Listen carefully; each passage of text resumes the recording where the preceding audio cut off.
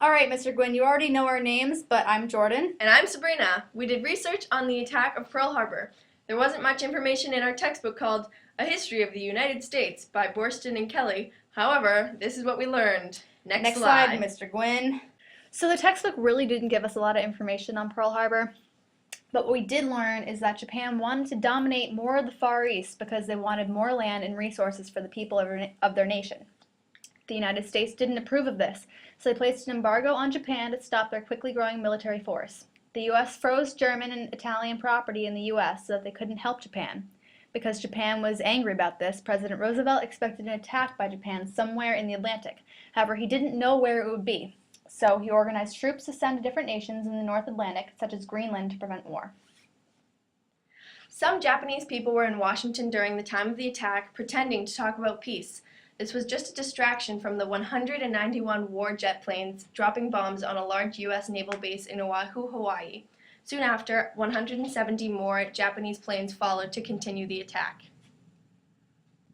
This is a picture of the naval base before the attack. This is a picture of This is a picture of Pearl Harbor during the attack.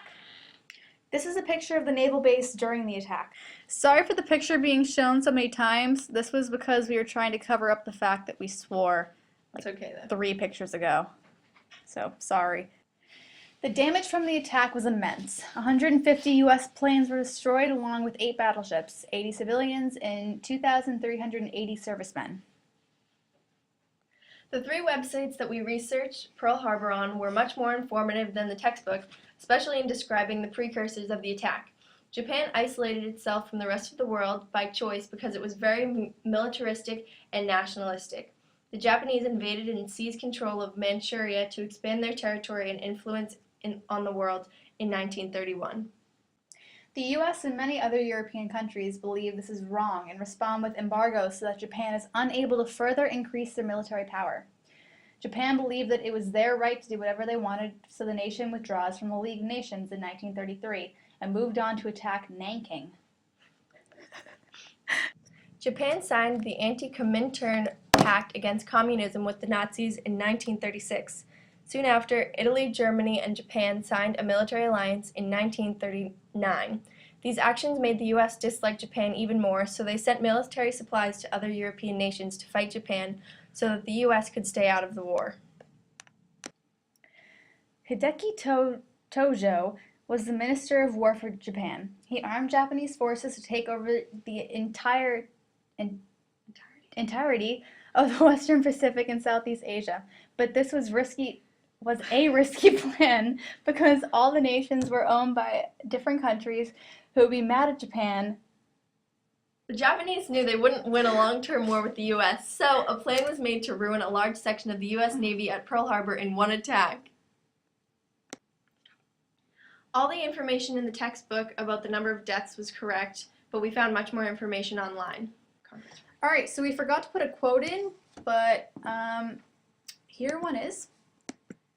And it is on page 672, starting with Congress called the attack on Pearl Harbor Japan's, quote, day of infamy, unquote. Wait. Had plunged us into war. 3 days later, Germany and Italy declared war on the United States. So it was all Japan's fault that the war began. All in all, we think the textbook does an okay job at describing the attack on Pearl Harbor, but we still feel that it only deserves about a mediocre C+, because it only had a brief and lacking description of the event. In comparison, the websites had much more information, much more detailed, and more interesting, as well as the precursors to the actual incident. Yeah, the textbook only had about 3/4 of a page of information, whereas the internet had pages and pages of information. Thanks, Mr. Gwynn. Thanks, Mr. Gwynn. Bye. See you later. See you later.